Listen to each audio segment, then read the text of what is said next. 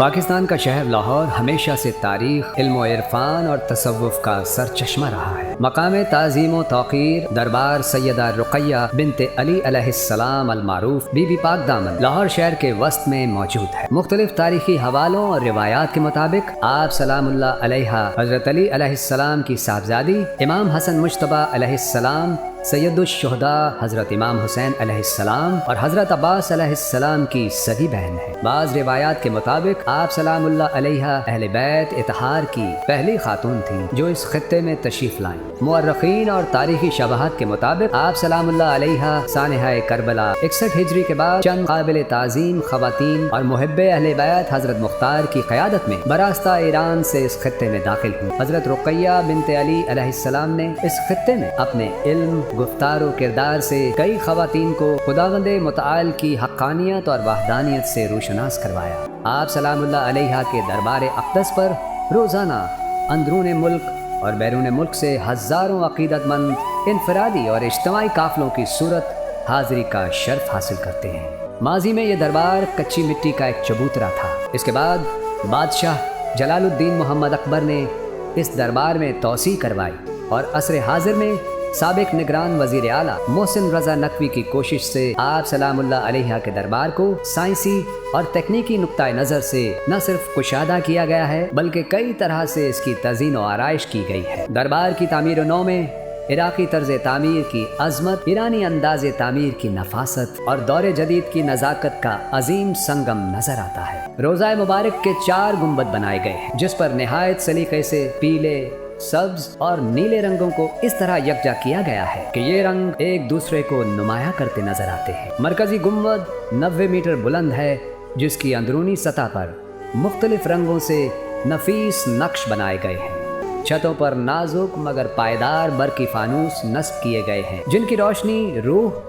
اور آنکھوں کو تسکین دیتی ہے۔ دربار میں عمدہ لکڑی سے کی گئی باریک اور نفیس چوبکاری ہنرمندوں کی عقیدت اور صلاحیت کا منہ بولتا ثبوت ہے۔ کشادہ داخلی دروازے کے بائیں جانب زائرین و زائرات کے درمیان حد فاصل قائم رکھنے کے لیے 2 الگ الگ راستے بنائے گئے اور دربار کے احاطے کو شفاف و چمکدار سنگ مرمر کی ٹائل سے مزین کیا گیا ہے۔ آپ سلام اللہ علیہ کی ذریح مبارک کی جالی اور نقش و نگار ناقابل یقین حد تک شہدائے کربلا اور ائمہ طاہرین کی ذریحات سے مشابہت رکھتی ہے۔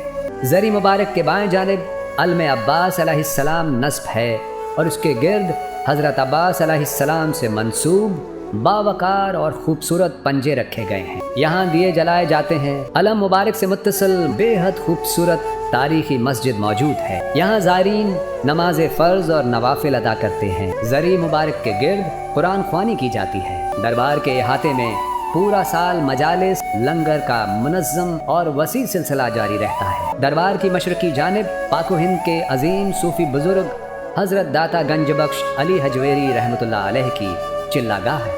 دربار میں برقی روشنی میں گلاب، عطر اور لوبان کی خوشبو کا اختلاط روحانی اور طمانینت میں اضافہ کرتا ہے۔ دربار میں موجود لنگر خانہ، شفا خانہ اور مہمان خانہ ہمہ وقت زائرین کو سہولیات فراہم کر رہا ہے۔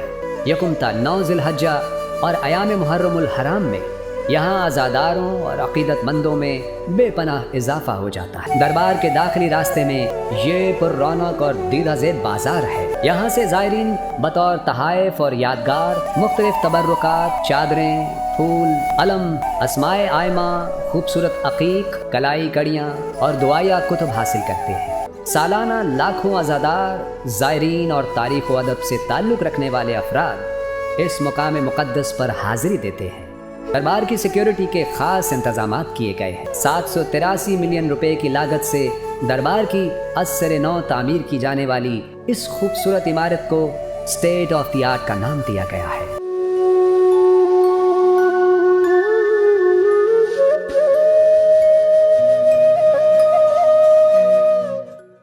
دربار بی بی پاک دامن کا نظم و نسق اور دیکھ بھال کی ذمہ داری محکمہ اوقاف پاکستان کے سپرد کی گئی۔ خانوادہ رسول صلی اللہ علیہ وآلہ وسلم اور اہل بیت اطہار سے نسبت کی وجہ سے سیدہ بی بی پاک دامن کے مزار اقدس سے روحانی فیض حاصل کرنے والوں کا سلسلہ جاری و ساری ہے، جہاں سے زائرین دلی عقیدت کے ساتھ برکات سمیٹنے آتے ہیں۔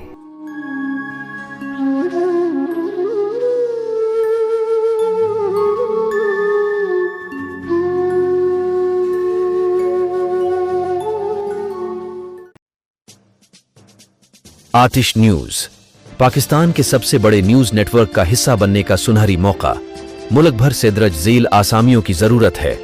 Bureau chief, deputy bureau chief, video editor, city reporter, तहसील reporter, district reporter, crime reporter, press reporter, नुमाइंदा, नामह नगार।